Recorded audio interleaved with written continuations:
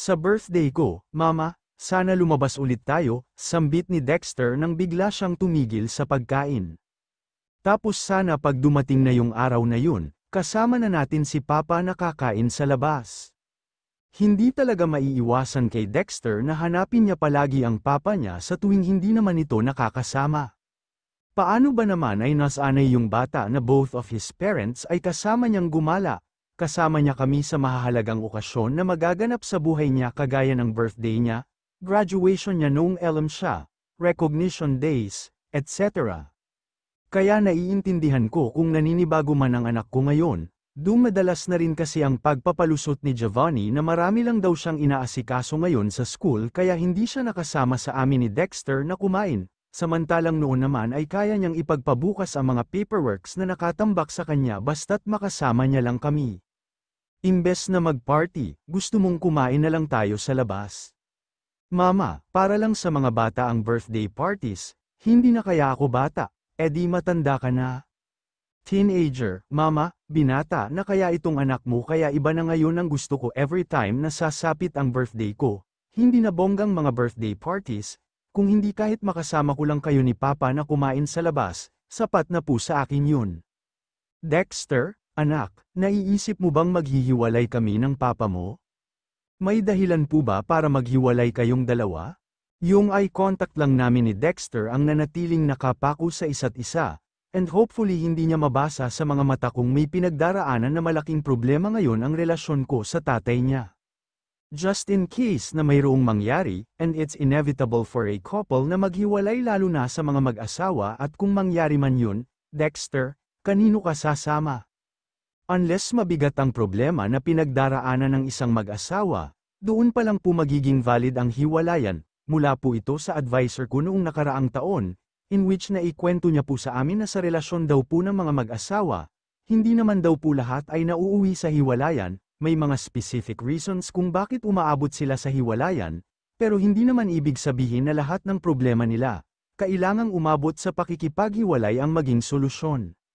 Gustong-gusto ko na talagang sabihin at subukan na ipaintindi kay Dexter ang sitwasyon, kaso hindi ko magawa. Inaalala ko na masyado pa siyang bata para hayaan kong sumali siya sa problema naming dalawa ni Giovanni, hindi ko hahayaan na pati ang anak ko ay mag-suffer sa katarantaduhan na ginagawa ng ama niya. But to answer your question, Mama, kung papipiliin man ako kung kanino ako sasama sa inyong dalawa, hindi ako pipili, pareho ko kayong mahal, hindi ko kayang tumira sa isang bahay na isa lang inyo yung makakasama ko. Parang hindi ko po kaya na gumising sa mga sasapit pang umaga na isa lang sa mga magulang ko ang makakasama ko sa iisang bubong, kasi kung darating man yung araw na isa sa inyo ang kailangan na iwan ako, hopefully ma-realize yung dalawa ang consequences. Maaga ang alis mo bukas, bungad ko kay Giovanni nang maabyutan ko siya na nag-iimpake na ng mga gamit para sa trip niya. Ikaw na muna ang bahala kay Dexter, 3 araw lang naman ako doon, Florinda, so, please take good care of our son, that's my responsibility. Hindi mo ako kailangang i-remind. Ikaw ba, Giovanni, alam mo ba ang mga responsibilidad mo? Of course, then kaya mo bang ipaliwanag sa akin kung anong ginagawa mo sa isang hotel kagabi kasama si Cindy? Nanlalaki ang mga mata niyang tiningnan. Cindy, huwag mo nang itanggi, sinabi ko naman sa iyo na pasyente ko ang babaeng yun, malamang kilala ko siya. At ang nakakapagtaka nga, ilang beses mong itinatanggi sa akin na hindi mo siya kilala, pero bakit 2 beses na kitang nakikita na kasama siya? Ipinakita ko ang picture na sinend sa akin ni Venice nang makita niya ang asawa ko kagabi na nag-check-in sa isang hotel kasama si Cindy, ngayon ko lang nagawang ipakita kay Giovanni kasi gusto ko talagang isabay sa araw ng pag-alis niya, hopefully na mapigilan siya. Binibigyan mo lang ang sarili mo ng dahilan na magselos ka. Buti sana kung hindi totoo, Giovanni, hindi ba totoo? Ako man ang naunang simulan nitong OG na ito, pero ako na ngayon ang nagiging emosyonal na anumang oras ay tutulo na ang luha. Ni hindi mo nga mabigyan ng matinong rason sa akin kung ano mo si Cindy, puro kaiwas, ikaw lang din itong nagbibigay sa akin ng dahilan para panindigan kung nambababae ka nga. Ikinagulat ko at napasinghap pa ng bit-iwan ni Giovanni ang mga damit na hawak niya. Gumising ka na sa mga imahinasyon mo, Florinda, ikaw lang ang sumisira sa relasyon nating dalawa kung ipagpapatuloy mo yung pagdududa mo. Dahil si Cindy, oo, kilala ko siya, girlfriend ni Lloyd, kumpare ko. Hanggang sa makarating ako sa clinic ko kinaumagahan ay nag-o-overthink pa rin ako. Nakuha ko naman kay Giovanni, yung sagot na gusto kong masagot sa paulit-ulit kong tanong sa kanya. Ngayon na nalaman ko na hindi naman pala romantically connected si Giovanni kay Cindy, dapat nga ay nakakahinga na ako ng maluwag dahil alam kong magiging out na ang asawa ko sa mga choices kung sino ang ama ng baby na dinadala ni Cindy. But here I am, nag-overthink pa rin ako. Hindi ako convinced. May part pa rin sa akin na hindi sapat ang mga nalaman ko para bumigay na lang kaagad at basta na lang maniwala sa mga sinabi ni Giovanni sa akin kagabi. Dahil una sa lahat, nabanggit ni Cindy sa akin na pamilyado raw ang ama ng baby na dinadala niya. Pero si Lloyd, wala pang asawa yon. Hindi pa yun kasal. Doc, narinig mo po ba yung sinabi ko? Nabasag ang kaninang matibay kong pag-o-overthink nang may mag-ina palang nasa harap ko ngayon. Sa dami ng iniisip ko lately, nakakalimutan ko na nang madalas na nasa trabaho pa ako, pero bigla na lang akong natutulala. Ano nga pong kondisyon ni Delia? Noong nakaraang araw niya pa dinadaing sa akin na masakit daw yung balakang niya. Doc, hindi muna namin siya pinatingin sa doktor dahil baka naman kako magamot ng Salonpas.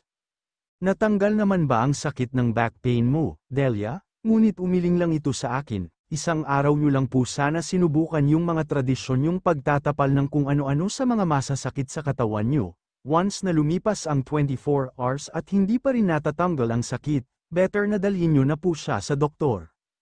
Nagsulat ako sa prescription pad ko ng mga dapat munang gawin ng pasyente bago ako makapag-conclude kung anong mga gamot ang dapat ereseta. Mag-urine test muna po kayo tapos dalhin niyo sa akin kaagad yung resulta. Pwede ang dahilan ng pananakit ng back pain ni Delia ay may kinalaman sa urinary tract infection, so mahalaga na makita kaagad natin kung may diferensya sa urine niya. Once matapos ang test at wala namang makitang bakterya sa urine niya, it's either kailangan nating mag-perform ng marami pang tests kung magpapakita siya ng ibang mga sintomas na mas accurate sa pagkakaroon ng kidney problems including kidney stones. Marami rin kasing causes ang lower back pain, pero ang hirap pa rin mag-conclude kaya kailangan talaga mag-run ng mga tests nang sa gayon malaman ang sakit ni Delia, and in that way ay maibibigay sa kanya ang gamot para sa sakit once na matukoy na. Alam kong masyadong maraming tests ang kakailanganin if we'll try to locate what's the condition Delia is suffering now. Kaya ire-recommend ko na lang kayo sa kakilala ko na nagbibigay naman po ng discount ang lab nila para sa mga may senior citizen card. Naku, mayroon ako niyan, Doc, great news po yan. Nag-abot ako ng card sa kanya. Once na nag-visit kayo sa lab na yan, sabihin niyo lang po na ako ang nagpapunta sa inyo doon, and I can assure you na bibigyan nila kayo ng malaking discount. Maraming salamat talaga, Doc, malaking tulong na po ito sa amin dahil gipit din po kami ngayon. Namumroblema rin ako kung saan kukuha ng pera para may pambayad sa mga lab tests, pero salamat sa malaking discount, Doc, okay na ito sa amin. Pero manalangin pa rin po tayo na walang sintomas na ipakita si Delia about having kidney problems para naman hindi na kayo mas magustusan pa sa mga lab tests. Minsan na rin kasi akong napunta sa sitwasyon ni Delia, kung saan kahit wala kaming pera noon ay handa ang nanay ko na mangutang sa kahit na sino para lang madala ako sa doktor o ma-confine sa ospital kung kinakailangan. Ranas ko yung feeling na gusto ko man na wag ng makhek ng doktor dahil naaawa na ako sa nanay ko dahil di niya na malaman kung saan siya maghahagilap ng pera, pero kung pipiliin naman namin yun, mas mapupunta lang sa malalang kondisyon ng katawan ko, kaya ako nagdoktor, para naman hindi na kailanganin pa ng mama ko, or even ng pamilya ko na gumastos kasi andito naman ako, nakatapos at pinagpalang makagraduate sa medical school, but of course, I couldn't treat any kind of illness, yung sakop lang ng specialty ko, doon lang ako may magagawa. Pagkalabas ko ng clinic para sana makalanghap muna ng sariwang hangin, sumalubong sa akin si Doc Matthew, ang kolig ko.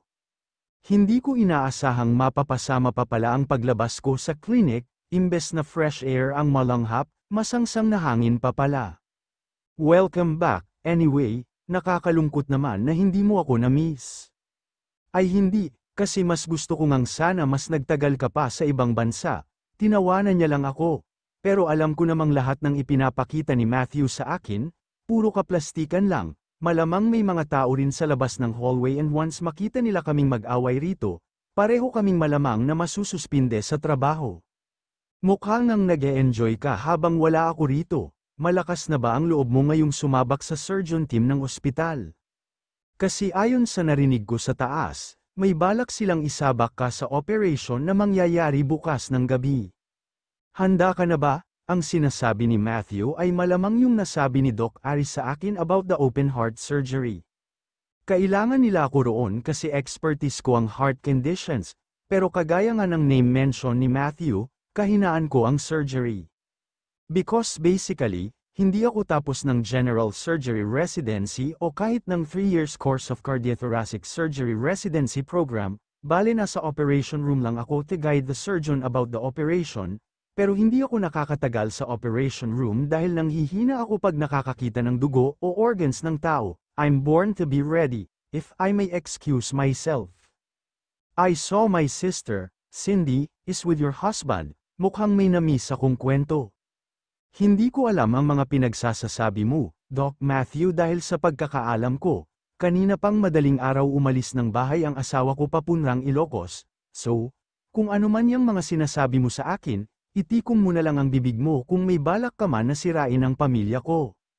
Para naman hindi makahalata ang mga taong nagdaraan sa paligid namin, nakangiti kami ni Matthew sa isa't isa ngunit ang katotohanan naman talaga ay may namumuo ng tensyon sa pagitan namin. I'm not forcing you to believe me, Doc Florinda. I'm just spitting facts here. Yung mga nakita ng mga mata ko kanina bago ako dumiretso rito, yun ang kahulugan ng mga sinasabi ko.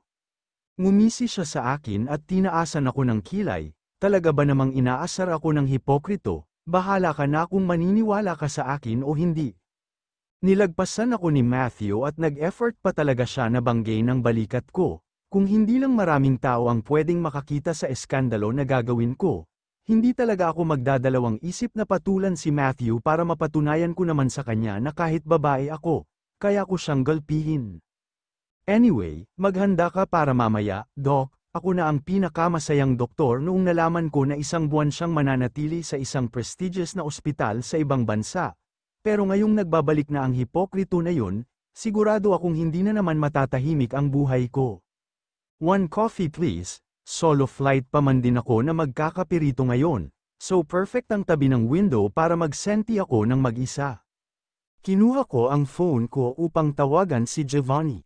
Bilang malapit na rin akong mapraning na asawa, kahit pa hindi ko paniwalaan ang mga sinasabi ni Matthew sa akin kanina o isipin ko man na niloloko niya lang ako, o pinasasama niya ang mood ko, magiging affected pa rin ako, malay ko ba namang totoo na pala ang sinasabi sa akin ng lalaking yun tapos hindi pa rin ako naniniwala. Nasaan ka? Putol ko sa linya ni Giovanni, nasa Ilocos ka na ba? Oo, kanina pa. Nasa seminar ka na ba? Oo, nandito na ako. Nagpalipas muna ako ng ilang segundo, sinusubukan kong pakinggan ang background sound, pero wala naman akong kakaibang ingay na naririnig, kahit boses galing sa microphone ay hindi ko magawang mapakinggan. Hindi pa ba nagsisimula? Bakit parang wala akong naririnig na nagsasalita sa background mo? Kahit anong gawin kong lapit sa tenga ko ng speaker sa phone ko, wala talaga akong ingay na naririnig. Kasi kung nasa seminar na si Giovanni sa mga oras na ito, dapat may maririnig na akong boses mula sa background niya, or mga kasama niyang nagkukwentuhan or having their conversations about the seminar habang nakikinig sila. Nasa labas kasi ako ng venue, may babalikan lang ako sa kotse na sinakyan ko patungo rito. So, nasa parking lot ka, bakit ba ang dami mong itinatanong sa akin, ang dami mong inuusisa na kung ano-ano, magsisimula na naman ba tayong mag-away? Ito na nga ang ikinakatakot ko sa lahat, nakakahalata na si Giovanni sa akin sa panay tanong ko sa kanya. Hindi ko mapigilan ang sarili ko na magtanong kay Giovanni at mabigyan ng sagot, kasi kung susumayin, kasalanan din naman ito ni Matthew, kung hindi dahil sa pagbibigay niya sa akin ng dahilan na mag-overthink, tahimik sana ang buhay ko ngayon. Bawal na bang magtanong ngayon? Naninigurado lang naman ako na nakarating ka ng safe dyan sa Ilocos. You don't sound like you're concerned, malamig na kanyang tugon sa akin, kasi alam mo, Florinda, mas iisipin ko pang pinagdududahan mo na naman ako kaya ganyan ang paraan ng pagtatanong mo sa akin ngayon, dahil iniisip mo na namang mayroon akong babae at palusot ko lang sa iyo na may seminar akong a-attenden sa para lang makasama yung babae ko. Wala akong sinasabing ganyan, Giovanni, pero ipinaparamdam mo sa akin na ganun ang iniisip mo.